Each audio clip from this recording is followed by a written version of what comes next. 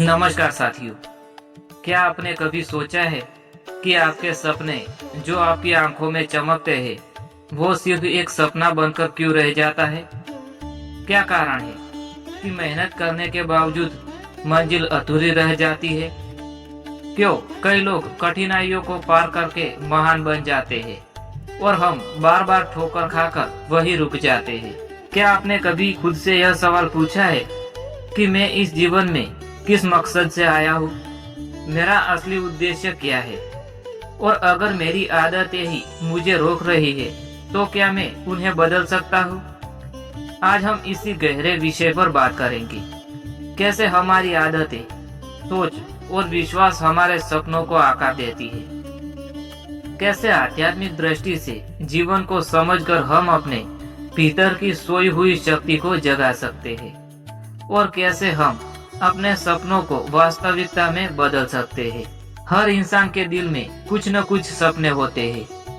कोई एक अच्छा परिवार चाहता है, कोई धन दौलत, कोई नाम और शोहरत, और कोई केवल शांति और संतोष चाहता है। लेकिन सवाल यह है कि क्या हर सपना सच होता है? जवाब है नहीं, क्योंकि सिर्फ सपने देख लेना काफी नहीं होता, बल्कि सपनों को पूरा करने के लिए जरूरी है सही सोच, सही दिशा और सही आदतें।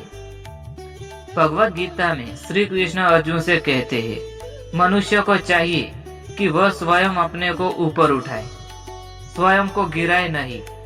यानी इंसान खुद ही अपनी मंजिल का निर्माता है। तो सोचिए, क्या आपकी आदतें आपको ऊपर उठा रही है या वे आपको नीचा खींच रही है? दोस्तों, आदतें बहुत शक्तिशाली होती है। किसी ने सही कहा है, हमारी आदतें हमारी भविष्य का नक्शा बनाती है।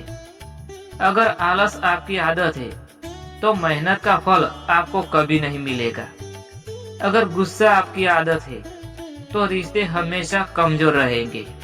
अगर टाल मटोल आपकी आदत है तो मंजिल आपसे हमेशा दूर रहेगी। लेकिन अगर मेहनत, अनुशासन और सकारात्मक सोच आपकी आदत है तो कोई ताकत आपको सफलता से नहीं रोक सकती है। क्या आपने कभी अपनी आदतों पर नजर डाली है? कौन सी आदतें आपकी प्रगति को रोक रही है और कौन सी आदतें आपके लिए शक्ति का स्रोत बन सकती है? दोस्तों, यह दुनिया केवल भौतिक नहीं, हर इंसान के भीतर एक आत्मा है जो शुद्ध, निर्मल और दिव्य है। लेकिन जब यह आत्मा बुरी आदतों, नकारात्मक सोच और अज्ञानता से ढक जाती है तो उसका असली प्रकाश बाहर नहीं आता। गीता में कहा गया है, आत्मा को कोई शस्त्र नहीं काट सकता, कोई अग्नि जला नहीं सकती। तो सोचिए, अगर हमारी आत्मा इतनी शक्तिशाली है तो फिर हम कमजोर क्यों पड़ जाते हैं? क्यों हमें लगता है कि हम हार गए हैं? जवाब है, क्योंकि हम आत्मा की ताकत को भूल जाते हैं और केवल शरीर व आदतों के गुलाम बन जाते हैं। दोस्तों, इतिहास उठाकर देख लीजिए, जिन्होंने बुरी आदतों का त्याग और अनुशासन को अपनाया वही महान बने हैं। महात्मा गांधी, अगर उन्होंने क्रोध और हिंसा की आदत नहीं छोड़ी होती तो अहिंसा का संदेश दुनिया को कभी नहीं मिलता। स्वामी विवेकानंद, अगर उन्होंने आलस और संदेह को नहीं छोड़ा होता तो शायद उनका उठो, जागो और तब तक मत रुको जब तक लक्ष्य प्राप्त न हो संदेश हम तक नहीं पहुंचता।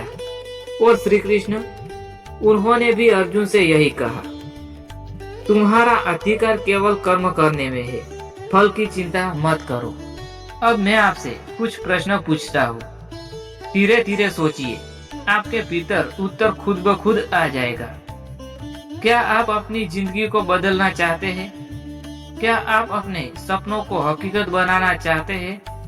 क्या आप अपने भीतर की सोई हुई ताकत को जगाना चाहते हैं? अगर हाँ, तो क्या आप अपनी आदतें बदलने को तैयार हैं? याद रखिए, परिवर्तन बाहर से नहीं आता, भीतर से शुरू होता है।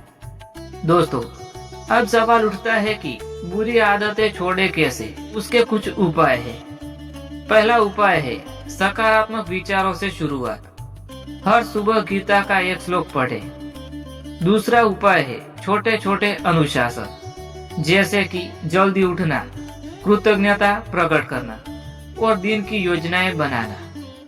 तीसरा उपाय है अच्छे लोगों की संगति, बुरी आदतों से छुटकारा दिलाती है। चौथा उपाय है ध्यान और प्रार्थना, इससे आत्मा की शक्ति जागृत होती है। दोस्तों याद रखिए, आपके सपने सिर्फ तब तक सपने हैं जब तक आप अपनी बुरी आदतों को पकड़ कर बैठे हैं। जैसे ही आप आलस, टाल मटोल और नकारात्मक सोच को त्याग देते हैं, वैसे ही आपकी मंजिल आपके सामने होगी। श्री कृष्ण का संदेश है, उठो अर्जुन, निराश मत हो, तेरे भीतर अपार शक्ति है।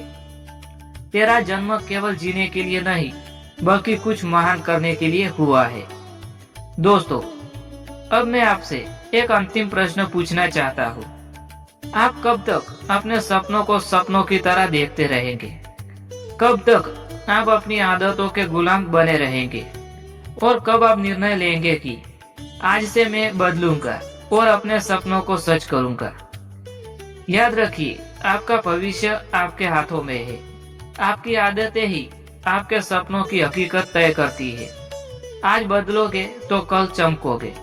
दोस्तों इसी के साथ यह ज्ञानवर्धक वीडियो यहाँ समाप्त होता है। मैं उम्मीद करता हूँ कि आपको पसंद आया होगा। अगर पसंद आया हो तो वीडियो को लाइक करें, शेयर करें और चैनल को सब्सक्राइब करना ना भूलें। मिलते हैं किसी और वीडियो के साथ, तब तक के लिए जय श्री कृष्णा, जय श्री महाकाली माँ, जय श्री सती माँ।